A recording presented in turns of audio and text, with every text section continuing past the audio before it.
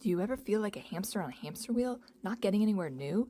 Perhaps you've hit a plateau that has you asking, is this it? Have you accomplished all you've set out to do in life and are not feeling as fulfilled as you thought you would? It is normal at midlife to reassess what's working for you and what's not. It's also normal to want to reclaim your time, your energy, and your joy. Let's make the best out of the second half of our lives by having more fun, experiencing more peace, and feeling more joy. If any of this resonates with you, then this podcast is for you. I'm Megan Bayless-Bartley. Now let's get ready to shift our shit. Hello, and welcome back to another episode of Shifting Our Shit. We have a very special guest with us today, Jennifer Komis, who's one of our marriage and family therapists here at the Mindfulness Center. She is an expert in a lot of different things, but I think really right now we're highlighting how good you are working with anxiety and panic disorders and that kind of stuff. But before we begin and jump into all of that, if today was an animal, what animal would today be? Today would be a puppy for me because the first part of the day is super busy and the second part of the day is super relaxed. And that's how my puppy lives his life. Yes. Yes. My youngest puppy is turning 2 today. Oh, Today is Deuce Puggalow's birthday. Oh my goodness, Yes. I didn't know that. Yes, we sometimes forget when we're like, is it this day or this day?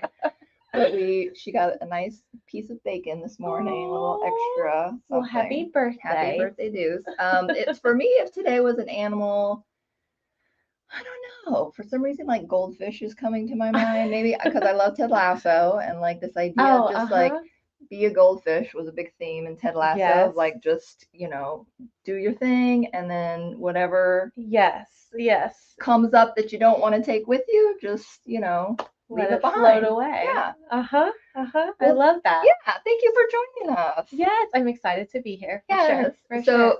If you guys don't know Jennifer very well, she's one of our therapists who works mostly remotely. So she does a lot of virtual sessions, which clients love because they don't have to deal with traffic or babysitters. And so it's just a nice little, but you have kind of another gig that you do. Do you want to share with people sort of what you do? Sure. So I also work for the Humane Society of the United States, and I'm one of their directors of marketing there. And we work really hard to make sure animals are cared for internationally. And so one of the things I deeply care about in counseling is making sure that people also have the pet-assisted therapy they need when able. Yes. And working virtually and working from home and seeing clients in their home enables me to often meet their pets virtually. So that's one of my favorite parts. Yeah, it's amazing how healing pets are. Having our 2 dogs, I look forward the most to coming home to the dogs. And they're just everyone else is second. And they're happy and they're just you're the best thing in the world, I mean, it's just amazing how the energy, it's just the energy to have that, around. And I bring Lemon in here, who's the therapy dog. And when she's not here, people are always like, oh, darn it, I don't get to see Lemon. It changes everything. Yes, it does. Yes. So we want to know a little bit in this episode. Tell us a little bit about you. Are you from Louisville? Are you from Kentucky? How did you become a therapist? All of that. Sure. So I am originally from Wisconsin, was born in Milwaukee. Yay! And then moved to Georgia at the ripe age of 1. Oh, yes. And then moved to Kentucky at 10 years old. So I've been here for 20, 30 years now. So it's been quite a bit. So I consider myself from here. Yes. Grew up in Oldham County and now live in Jefferson County. Yes. So love being here. Don't have immediate plans to leave. It's a great place to live. Yeah. And I got involved in therapy for a variety of reasons. I think many of us are born into it in a way of our personality. Absolutely. And our roles in our families. Yes. And so sometimes I played that role in my family and friend group. So it felt very natural to continue as a profession. Yeah. But I also had a series of fantastic therapists myself. Yes. Which what- we will talk about in part Yes, 2. yes. Stay tuned for part 2. She's got a lot of good things to tell us.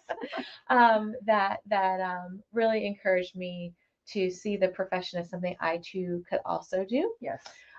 So we'll talk more about that. And then my role as a counselor coming from both a divinity background and a counseling background was I was able to see a lot of individuals who had either been helped by faith backgrounds or harmed by them. Yes, 100%. And really wanted to be there for both groups. Yeah. And so felt a certain call to help people who had been maybe hurt or struggling with some aspect of deeper meaning in their lives, and wanted to be there and not have the answers, but help talk through the answers. Absolutely. So wow. Yeah. When because I know you did the MDiv and the MFT together at Presbyterian Seminary. Was your focus the MFT and you had the MDiv alongside, or did you think maybe you'd want to become a minister, or Yeah, the focus was initially the MDiv.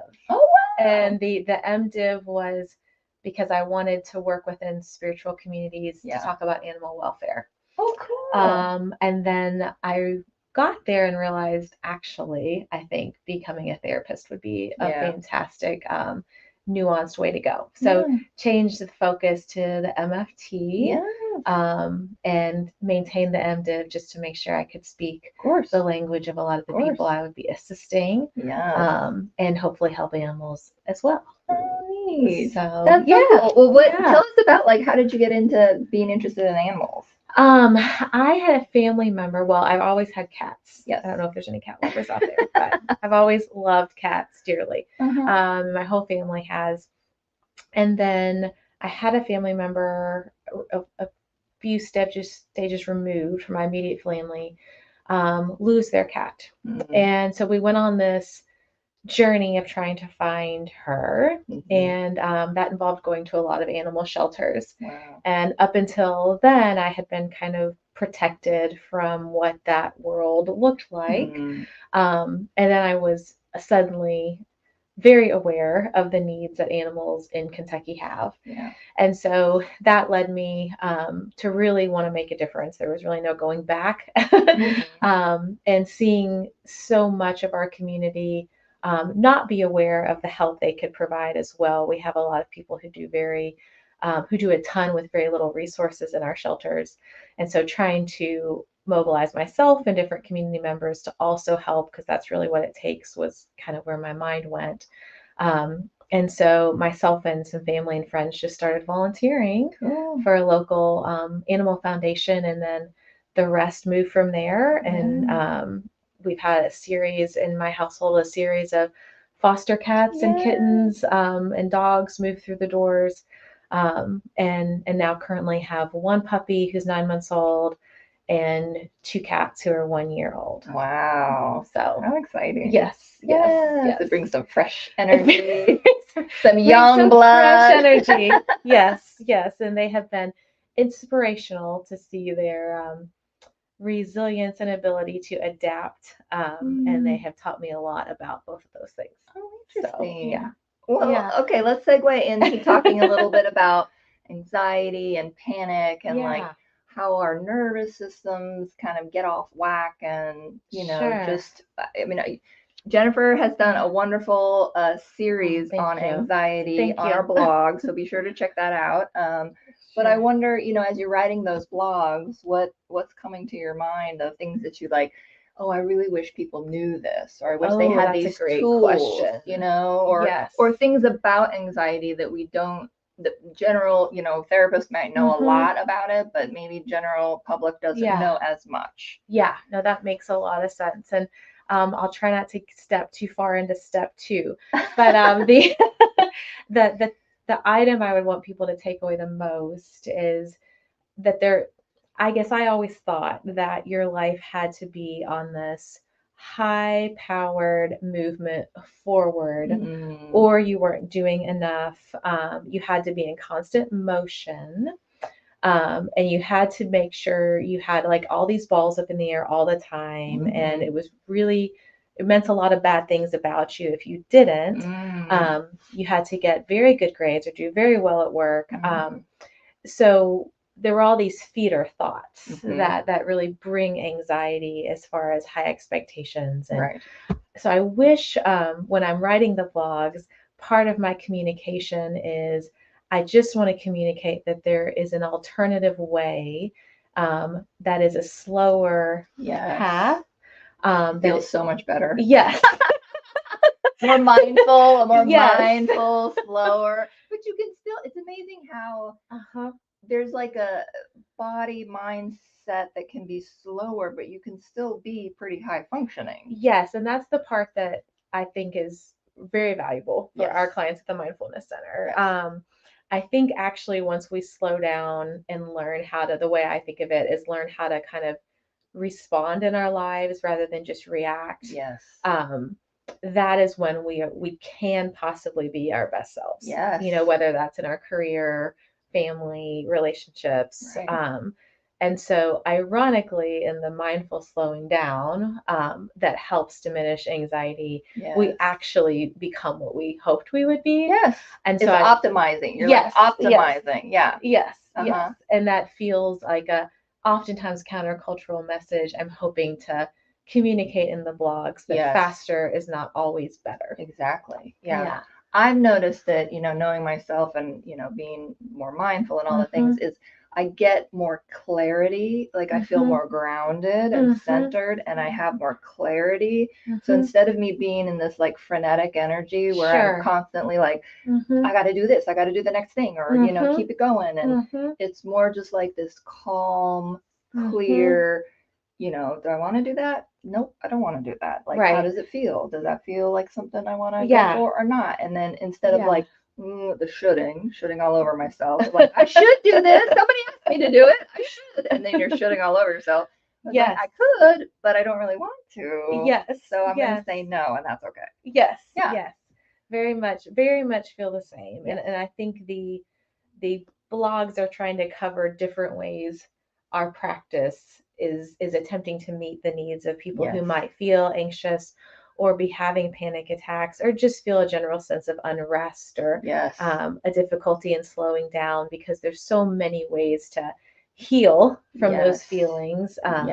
And I think we take a pretty personalized approach to doing that here. Absolutely. So. And, you know, I know you're going to talk about this in part 2, but I was thinking about how oftentimes our bodies tell us sometimes first, or we're not paying attention to like the mind or the, you know, fastness, but we notice like, oh, we have chronic headaches, or we have chronic stomach aches, or we have like these psychosomatic things that are showing up because we're holding on to our stress. And so I think one of the mindfulness things is you can be paying attention to like, what's my body trying to tell me? Like, is my body trying to say, hey, maybe you could slow down and you could rest a little bit. I'm really curious about rest right now. And the idea of, you know, being a part of the resistance is like the rest is resistance because, you know, in capitalist society where it's very much like push, go, all these things. Yes, absolutely. And yet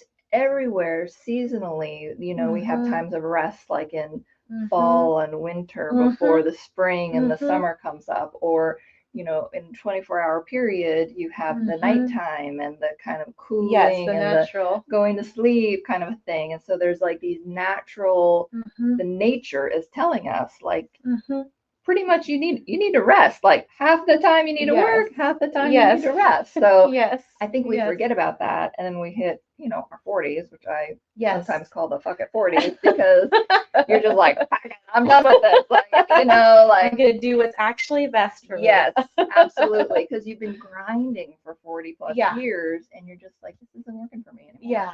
Yes. And I think that's a natural place to just talk a little bit about chronic illness, if that's okay. Yeah, of course. I think the one of the items that multiple individuals at the Mindfulness Center have some experience dealing with, including myself, is dealing with chronic illness, some of which comes partially as a result of kind of that cultural push to Yes. not rest. Yes. And so my experience with that was, Hey, well, we're going to share that part too. Oh, sorry. We're going to leave you at that cliffhanger. What's interesting is I Yeah. think many of us at the Mindfulness Center have had some issues with chronic illness, Yes. which is Yes. very interesting, you know, Yes. and how we have healed from that. And so we're Yes. going to stop this I love part it. one. Yeah. And so this is the cliffhanger. So you're going to want to come in and hear Yeah. Jennifer's, and, you know, maybe I'll share a little bit of my own. Yeah. But we'll find out more about chronic illness and how that relates to anxiety and, you know, your body sort of breaking down and all that. So join us in part 2, and we'll see you soon.